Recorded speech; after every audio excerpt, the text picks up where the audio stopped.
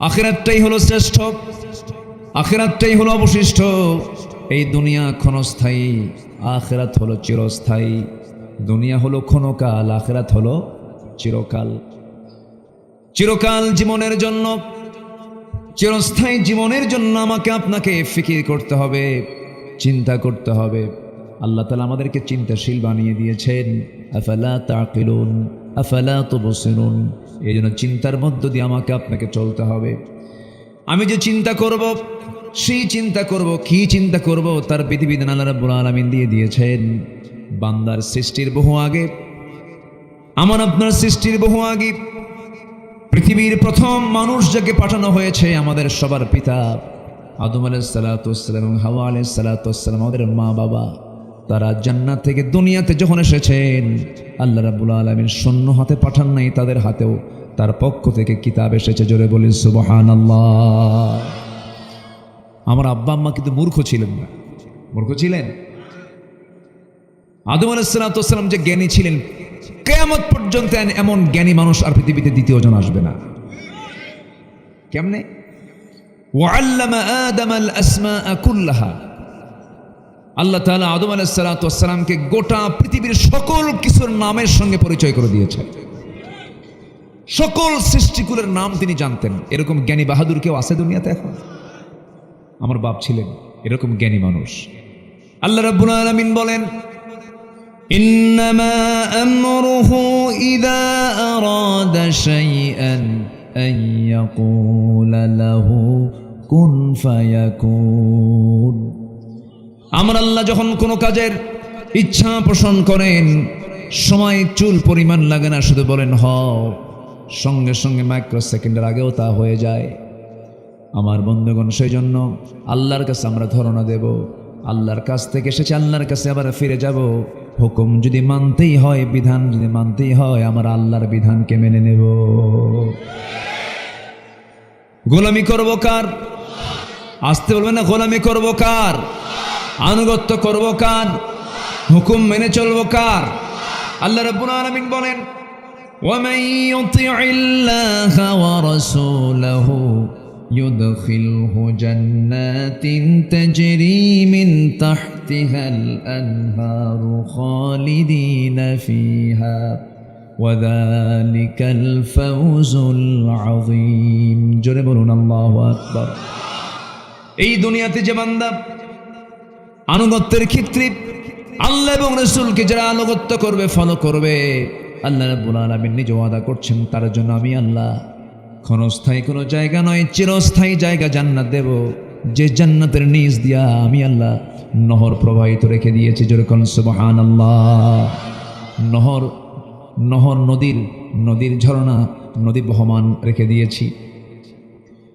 আমার বন্ধুগণ, সেই জান্নাত পেতে হলে কারো আনুগত্য করা যাবে না, কারো ইত্তেবা করা যাবে না। আল্লাহ রাব্বুল আলামিন বান্দাকে বলছেন, বান্দারে, এই দুনিয়াতে তোকে শুধুমাত্র কেবলমাত্র আমার গোলামের জন্য পাঠিয়ে দিয়েছে। এই জন্য আমরা নামাজের মধ্যে বলি, যারা পারেন ঠোঁট মিলিয়ে বলুন, ইয়্যাকা না'বুদু ওয়া ইয়্যাকা নাস্তাঈন ইহদিনাস সিরাতাল মুস্তাকিম সিরাতাল লাযীনা আন'আমতা আলাইহিম গায়রিল মাগদুবি আলাইহিম ওয়ালাদ-দাল্লিন।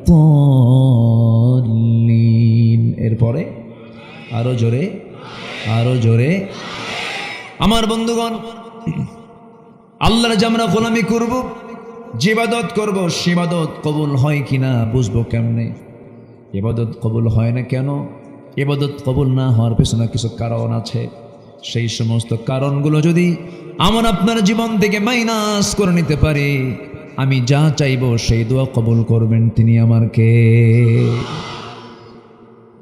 ইবাদত কবুলে কিছু অন্তরায় আছে।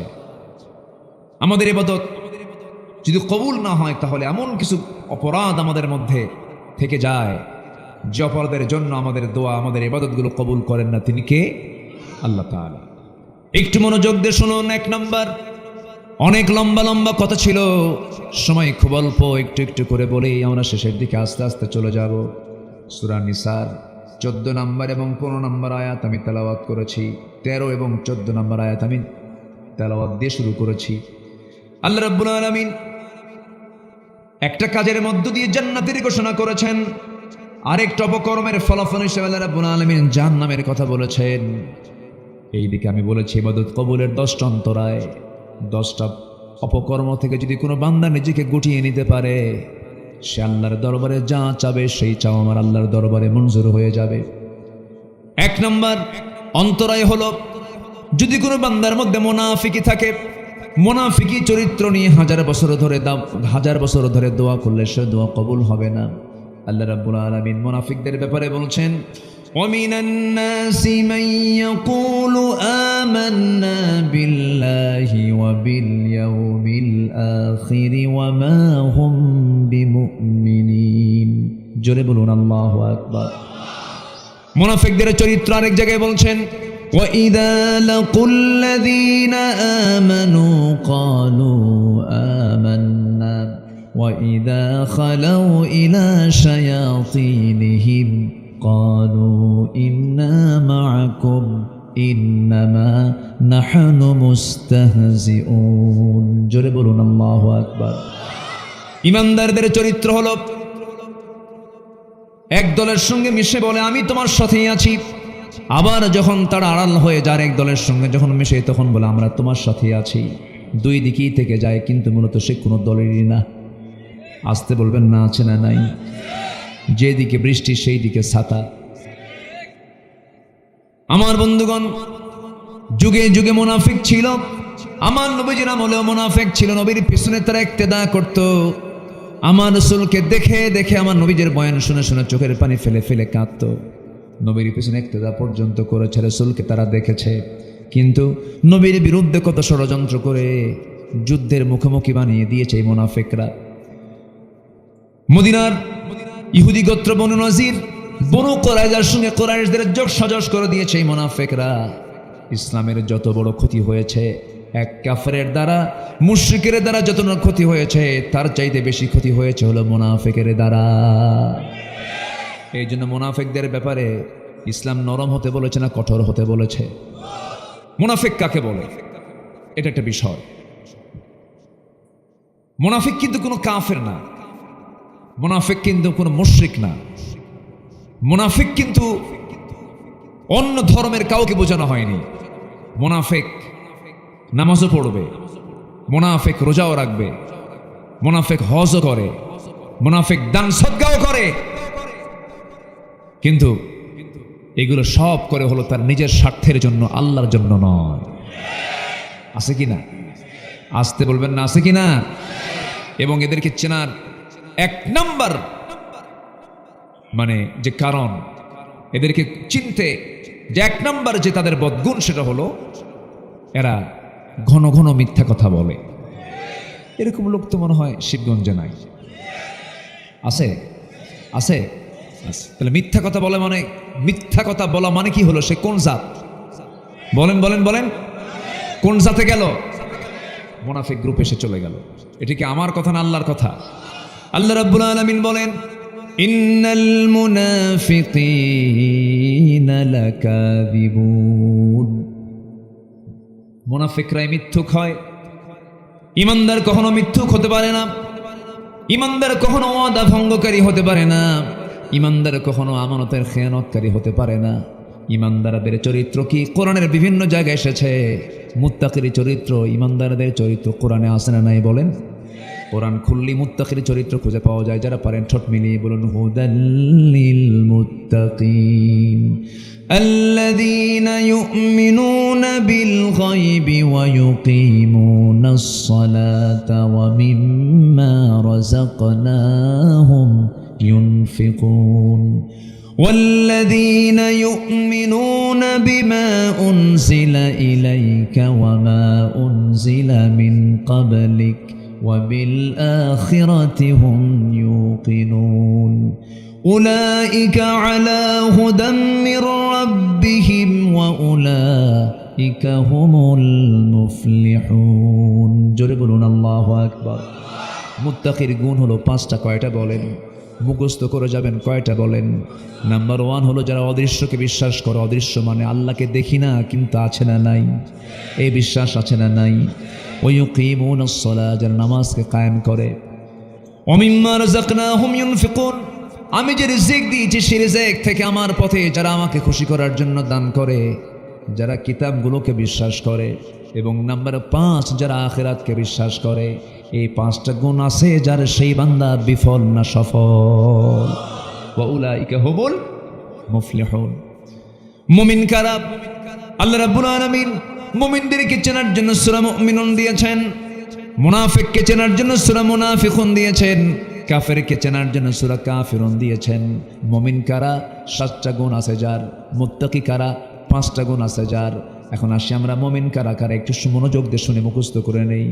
যারা পারেন ঠোঁট মিলিয়ে আমার সঙ্গে বলুন, قد أفلح المؤمنون الذين هم في صلاتهم خاشعون والذين هم عن اللغو معرضون والذين هم للزكاة فاعلون والذين هم لفروجهم حافظون إلا على أزواجهم أو ما ملكت أيمانهم فإنهم غير ملومين فمن ابتغى وراء ذلك فأولئك هم العادون والذين هم لأماناتهم وعهدهم راعون والذين هم على صلواتهم يحافظون أولئك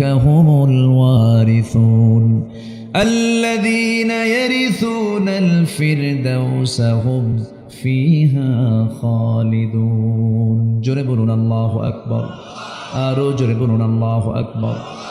আমার বন্ধুগণ, মুমিন কারা? 7টা গুণ অর্জন করেছে যারা। নাম্বার 1 হলো যারা খুশুর সঙ্গে যারা নামাজটা পড়বে, 1 ওয়াক্ত না 5 ওয়াক্ত, 7 দিনে 1 দিন না 7 দিন, কয়বার? আসতে বলবেন না, কয়বার? সময় না সময়, একা না জামাতে, বুঝে না না বুঝে, জেনে না না জেনে, যারা খুশুর সঙ্গে নামাজ পড়বে। নাম্বার 2 হলো যারা জিহ্বাকে যারা কন্ট্রোল করবে, জিহ্বাকে যারা বিশ্রাম দেবে। জিহ্বা যদি ভিজাতেই হয়, আল্লাহর জিকির দিয়া যারা জিহ্বাকে ভিজায়, বাজে কোনো কথা না বলে। ওয়াকুলু লিন্নাসি হুসনা, মুখ থেকে যদি কোনো কথা বের হয় সেটা যেন সুন্দর কথা বের হয়। চুপ থাকা হলো নাজাতের লক্ষণ। বেশি কথা আছে যার, বাজে কথা মুখে। এই জন্য যতটুকু পারা যায় কম কথা বলা, বেশি কথা বললে ভুল বেশি হয়ে যাবে। এই জন্য আমার নবী মাঝে মাঝে দেখা যেত ঘন্টার পর ঘন্টা চলে যেত, নবীর মুখ থেকে কোনো আওয়াজ বের হতো না, চুপচাপ থাকতেন। চুপ থাকাটাও ভালো। আমার বন্ধুগণ, নাম্বার 3 হলো যারা যাকাতটা ঠিক মতো আদায় করবে। নাম্বার 4 হলো যারা লজ্জাস্থানের যারা হেফাজত করবে। আমার রাসূল বলেছেন, মান আযমানু লি মা বাইনা লিহইয়াইহি ওয়া মা বাইনা রিজলাইহি আযমানা লাহুল জান্নাহ। যে ব্যক্তি লজ্জাস্থানকে হেফাজত করবে এবং জিহ্বাকে যারা হেফাজত করবে, আমি রাসূল তার জন্য বেহেশতের জামিন হয়ে যাব। কত গুরুত্বপূর্ণ কথা। আমরা এগুলোকে কন্ট্রোল করার চেষ্টা করব। যুবক রে, যৌবনটাকে নষ্ট করা যাবে না। তোমার যৌবন তোমার জন্য একমাত্র হালাল, তোমার বৈধ স্ত্রীর জন্য, নচেত অন্য কোনো জায়গায় চোখ কান তোমার চিন্তা ফিকির অন্য কোথাও করলে তোমার জন্য জেনা হয়ে যাবে। চোখ দিয়ে দেখবা পরনারীকে, চোখের জেনা হবে। কান দিয়ে শুনবা অশ্লীল গান বাজনা, কানের জেনা হয়ে যাবে। এরপরে তুমি চিন্তা করবা, বড় গুনাহগার হতে হবে তোমাকে। চিন্তা ফিকির করে চলো, সুচিন্তা মাথায় নিয়ে আসো। বিবাহপূর্ব কোনো সম্পর্কে জড়াবা না। বিবাহপূর্ব কোনো প্রেম হয় না, এটা ভুল কথা। বিবাহপূর্ব প্রেম হয় না, জেনা হয়। বিয়ের আগে প্রেম হয় না, বিয়ের পরে প্রেম হয়। বিয়ের পরেই তো প্রেম হয়, বিয়ের আগে কোনোদিন প্রেম হয় না। অনেকে বলে, হুজুর আমাদের লাভ ম্যারেজ। আমি মনে মনে করি লুচ্চা ম্যারেজ। কি ম্যারেজ? হ্যাঁ। সম্মানিত ভাইয়েরা, সম্মানিত বন্ধুগণ, তাহলে যৌবনকে কন্ট্রোল করার দরকার আছে না নাই? আচ্ছা, যৌবনকে উজাড় করে দেবে বৈধ স্ত্রীর সামনে। আমার মা, আমার আলোচনা যারা শুনছেন, মেহরবানি করে আপনার সৌন্দর্যের পসরা পরপুরুষকে দেখাবেন না। কিন্তু দুঃখজনক হলো সত্য, মেয়েদের একটা সমস্যা কি জানেন? স্বামীর সামনে এরা সাজগোজ করে না। স্বামীর সামনে ছেঁড়া শাড়ি, মার্কেটে যাতে নতুন নতুন শাড়ি পরে। কারে দেখাবে ওখান তো? দোকানদারকে দেখাবে। হ্যাঁ, ওয়াজ কি শুধু আমি পারি?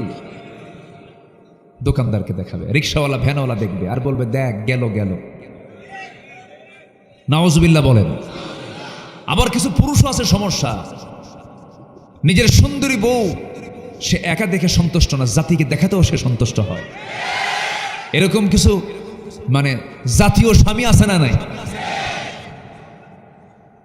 স্বামী করে কি জানেন? বউটাকে নিয়ে হুন্ডায় চড়ে, হুন্ডায়, তাও নর্মাল কোনো হুন্ডা না, R15 লেটেস্ট ভার্সন। সে হুন্ডার আবার প্যাসেঞ্জার সিট হলো দোতলা আর ড্রাইভিং সিট হলো নিচতলা। ড্রাইভিং সিটের স্বামী বসে নিচে, দেখা যায় না, আর বউকে উঠায় দেয় দোতলায়, যেন জাতির দেখতে যেন অসুবিধা না হয়। হঠাৎ করে যদি হুন্ডা পার হয়ে যায়, যদি না দেখতে পারে, এটা কেমন মিস হয়ে যাবে। এই জন্য আবার যেদিক দিয়ে ধোঁয়া বের হয় হুন্ডার, স্যালেঞ্জার আউট করে, মানে বিকট আওয়াজ, যেন সব যেন ওইদিকে নজর দেয়। একদম কনসার্ট থেকে ইসরায়েল মোড় পর্যন্ত, রানীহাটি পর্যন্ত এক টান মারল, এক টান মেরে জাতিকে দেখায় দিয়া সন্ধ্যার দিকে মহানন্দার পাশে গিয়ে নদীর তীরে, ভাবতেছেন হুজুর ছিল না এগুলো না? আচ্ছা, নদীর তীরে গিয়ে বউটাকে লাল লিপস্টিক, মাথার চুলটা খুলে দিয়ে, লাল শাড়ি পরায় দিয়া, কোমর পিঠ বের করায় দিয়া, চোখে কি বলে, চোখে আশকারা মাস্কারা দিয়া, আর কি বল গোটা মুখ জুড়ে আটা ময়দা মাখায় দিয়া, বাস 16 Pro Max আইফোন দিয়া ছবি একখান তুলে সেই ছবি ফেসবুকে আপলোড কইরা লিখতেছে ক্যাপশন, প্রিয় ভাইয়ের আসুন আমার বউটাকে সবাই মিলে জামাতের সাথে দেখি। যেরকম নাউজুবিল্লাহ। এরকম কপাল পড়া কিছু বেয়াদব অসভ্য স্বামী আছে না নাই? কত বড় জেনাকার এগুলো, বদমাইশ এগুলো, এগুলো এগুলো হচ্ছে দায়ুস। আর দায়ুস লা ইয়াদখুলুল জান্নাত, দায়ুসরা কখনো জান্নাত পাবে না, জান্নাতে প্রবেশ করতে পারবে না। আল্লাহ তাআলা এই সমস্ত অপকর্ম থেকে এই জাতিকে হেফাজত করুন। জোরে বলি আমিন, আরো জোরে আমিন। সম্মানিত ভাইয়েরা, আমরা এক নম্বর চরিত্র আমরা শুনলাম, যে চরিত্র আমার আপনার মধ্যে থাকলে পরে আমার আপনার কোন ইবাদত কবুল করবেন না, তিনি কে? সেটা কোন চরিত্র বলেন তো? মুনাফিকি। মুনাফিকি রাখা যাবে না। আল্লাহ রাব্বুল আলামিন কাফিরকেও জাহান্নাম দিবেন, মুশরিককেও জাহান্নাম দিবেন, জালিমকে জাহান্নাম দিবেন, ফাসিককে জাহান্নাম দিবেন, কিন্তু কোথাও বলেন নাই তাদেরকে কেমন পরিমাণ শাস্তি দেওয়া হবে।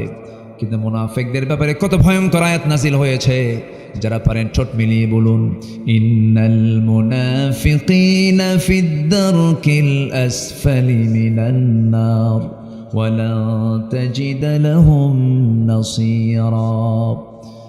মুনাফিকদের জন্য জাহান্নামের সর্বনিম্ন স্তর, সবচেয়ে নিম্ন স্তরে তাদেরকে রাখা হবে, জাহান্নামটা উদ্বোধন করা হবে মুনাফিককে দিয়া। কারণ মুনাফিকের দ্বারা ইসলামের যত বড় ক্ষতি হয়েছে যুগে যুগে, একজন কাফের মুশরিকদের দ্বারা এত বড় ক্ষতি হয় নাই। এরকম মুনাফিক আমার দেশে আছে না নাই? আসতে বলবেন না, আছে না নাই? মুনাফিককে চেনা যায় নামাজে নয়, মুনাফিককে রোজায় চেনা যায় না, মুনাফিককে দান সদকায় চেনা যায় না। মুনাফিককে যদি চিনতে হয়, দেখবেন এরা কখনোই জীবন দেওয়ার মানসিকতা নেবে না। এরা মানুষকে পাঠাইয়া দেবে, কিন্তু যত যত যত রক্ত লাগে সব দিয়ে দেব, প্রয়োজনে লোক পাঠাবো, আমি যাব না। এরা কি? আরো যেরকম এরা কি? মুনাফিক। যত রক্ত লাগে দেব, প্রয়োজনে লোক পাঠাবো, আমি যাব না। মুনাফিককে নামাজে চেনা যায় না, মুনাফিককে রোজায় চেনা যায় না, মুনাফিককে হজে চেনা যায় না, মুনাফিককে চেনা যায় হলো জিহাদের ময়দানে। ওরা জিহাদে যাবে না, মরতে রাজি নাই, আন্দোলন করব, নেতা হব, কিন্তু মরবো না। অনলাইন থেকে ব্রিফ করে, ভাইরা আমার যুদ্ধে নামুন। উনি দেশের বাইরে আছে না নাই? আমার রাসূল এমন নেতৃত্ব দেননি। আমার রাসূল ছিলেন জিহাদের ময়দানে পিছনে না আগে?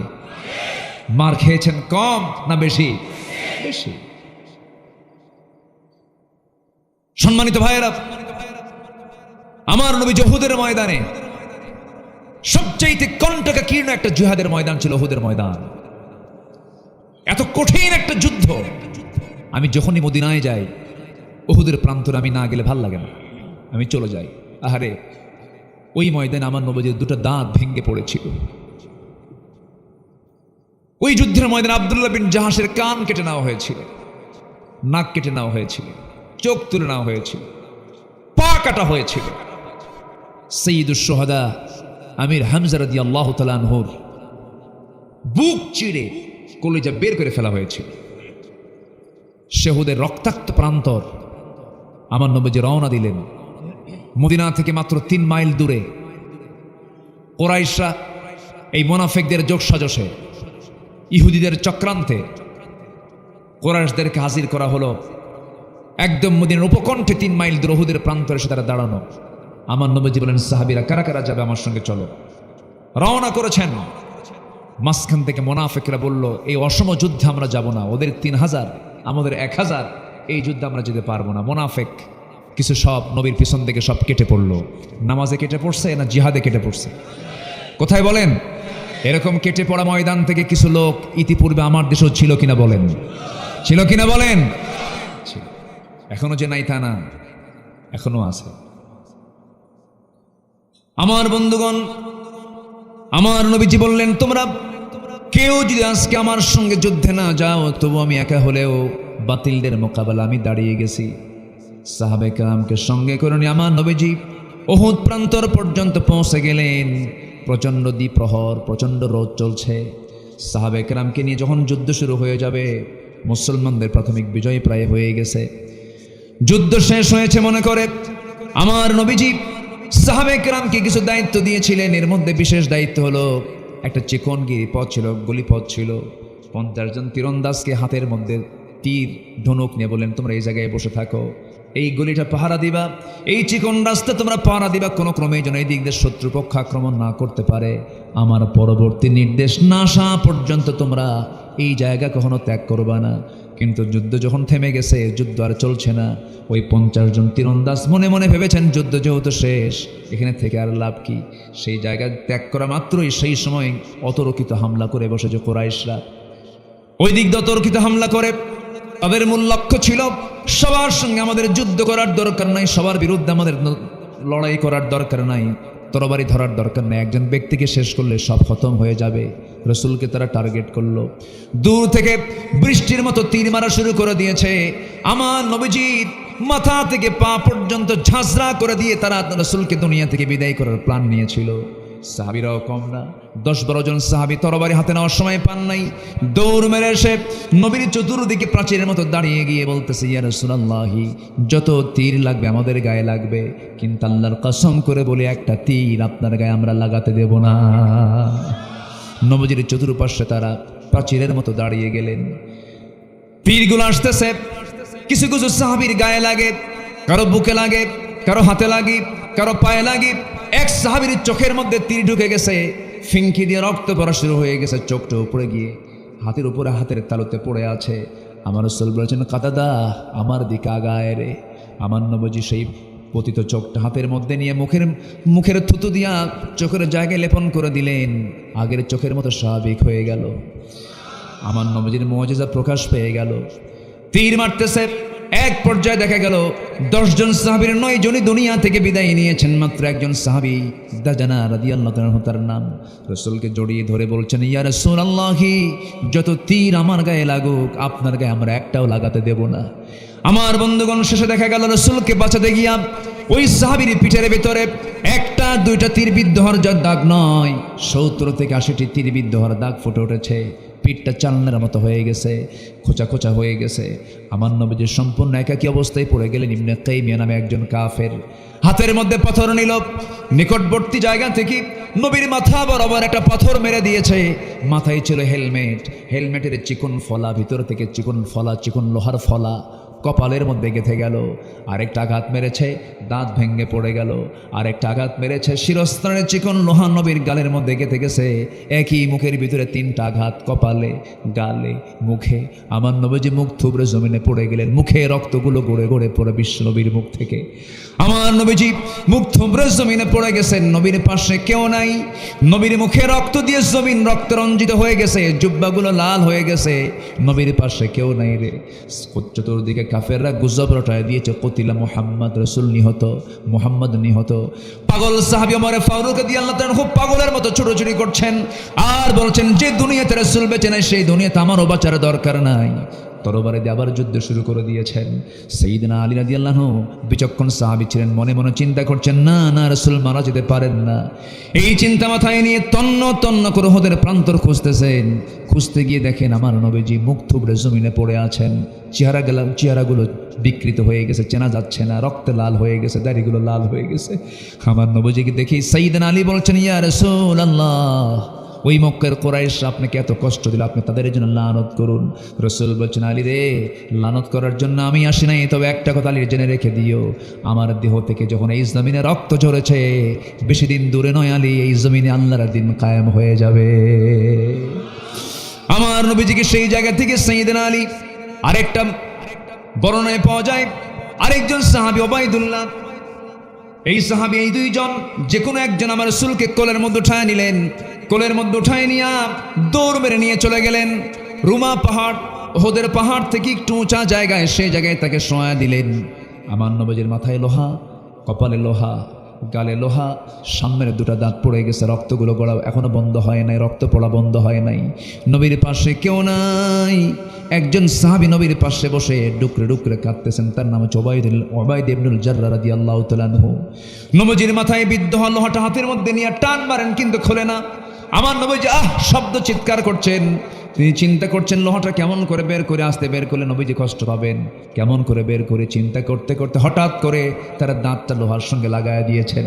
আস্তে টান মারলে দাঁত ক্ষতি হতো না, কিন্তু দাঁতের দিকে না তাকায় এমন একটা জোরে টান মারলেন, চট করে তার সামনের 2টা দাঁত ভেঙে পড়ে গেল, লোহাটা বের হয়ে আসলো।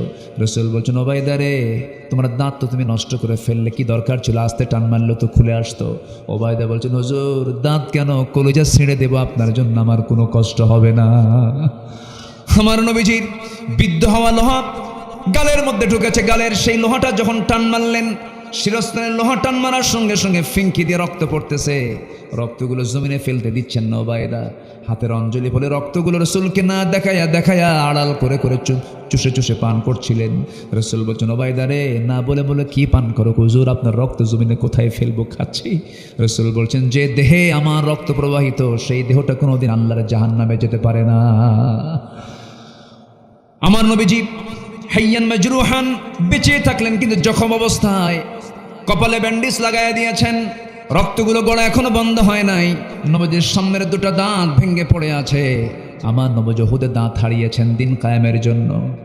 খন্দকের প্রান্তরে কোদাল মারতে মারতে, পরীক্ষা খনন করতে করতে কোমরটা কুঁজো হয়ে গেছে। বাকি সারা জীবন আমার নবীজি কুঁজো হয়ে